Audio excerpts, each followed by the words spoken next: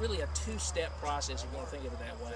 First step is we have to get the site ready so that we can remove the sediment. We're going to be taking 75,000 cubic yards, 70,000, I'm sorry, 1,000 cubic yards of sediment from behind the dam over here. We're going to be removing that, using a contractor to do that. We expect this operation, once we get the site work done, and as part of the site work, we're actually going to build 2 holding ponds, which are which are going to be right back over here. From here back to the end of the site. To the end of the site, and that will be used so that the fine material can filter out in one pond, and then the water will flow into the next holding basin, and eventually flow back into the river. But we'll remove all the sediment out of it before it goes back to the river. So we have to have this site cleaned up first. They'll be back in here probably next week to do some chipping on this big stuff. Bring a big chipper in here and work on that, and then site will be pretty much ready to go. And the actual sediment removal process will take approximately 5 months from July to the end of the year is what we're projecting. And again, that's a good deal of sediment, and we're doing this. We're under a FERC order to demolish the dam and the powerhouse, and as part of that order, and also as part of our 401 water quality certificate that's issued by the state of North Carolina, we have to dredge or remove this sediment. So that's why we're here. That's why we're prepping the site. And again, our first step will be to get that part done, and then come the very first part of January, we expect to be in there to start the demolition of the dam and powerhouse. And we expect that'll take about 3 months. 3 months. Now, is that all taking place in parallel, and is it compatible with the county's notions for the expanded park here, or?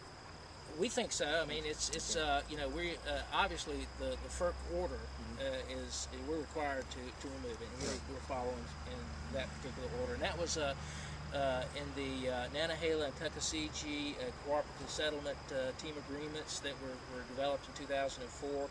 They involved 30 stakeholders, including Duke, and the town of Dillsboro was part of that.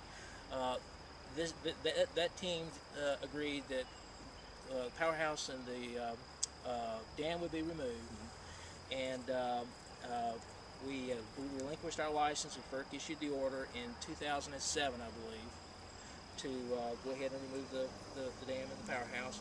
And obviously there's litigation going on right now, and we're part of that litigation. Jackson County, Franklin, and the town of Franklin, and the Friends of Lake Glenville, file suit in the U.S. Court of Appeals in Washington, D.C. to block the FERC order. And then we filed as an intervener in that, so that we could really protect the interest of our stakeholders and the agreements that we've reached.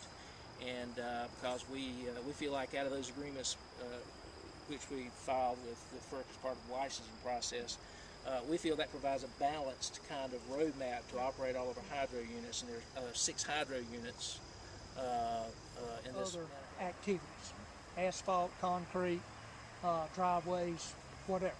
And so we're going to screen that sand at a screening facility here, and the usable sand will be hauled off site.